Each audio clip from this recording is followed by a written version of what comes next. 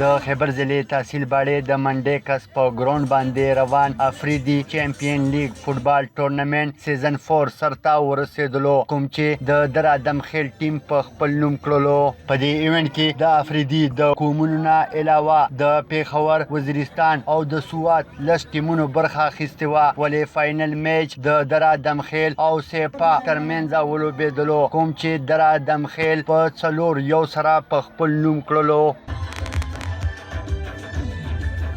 ډسټرک خیبر د فوټبال اسوسییشن جنرال سیکرټري جاوید دا کې خو د موږ افریدي چیمپئن لیګ څلورم سیزن دی، د هر قوم نمایندګي مو پکې، بیا د موږ سره پکې ګیسټ ټیمونه مو چې هغه سوات نه و یو ټیم، د هغه نه و د پیښور نه و د وزیرستان نه کې ټیم.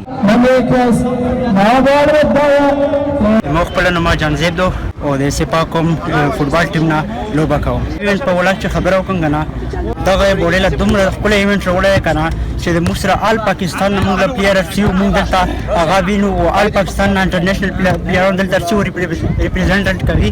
زبیر سے باہر میگریٹ نوید نے بال کو کور کیا. ما نام اکبر افریدی در 90 تعلق لري. یاره مو خو ټیم سره ډیر سیټ دی او ټیم خو ټیم جوړ کړی مو سره خپل ران دی. دا امید چې دا فائنل مین کوو ان شاء الله.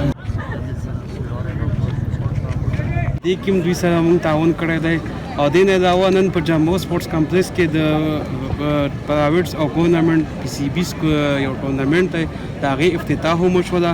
دې نه مخکې هم موږ خیبر سپورټس فیسټیول انعقاد وکړو. د فاینل میچ کتو دپاره د سیمې په زرګونو خلک راغلي وو. د دې نه علاوه په اختتامي تقریب کې د محکمه سپورټس اعلی چارواکو هم ګډون وکړلو او په دې موقع یې ښه کارکردګي ښودونکو لوبغاړو کې انعامات او نغدي روپۍ هم تقسیم کړلې. محمود الله خان افریدي، سنو پښتونخوا، خیبر.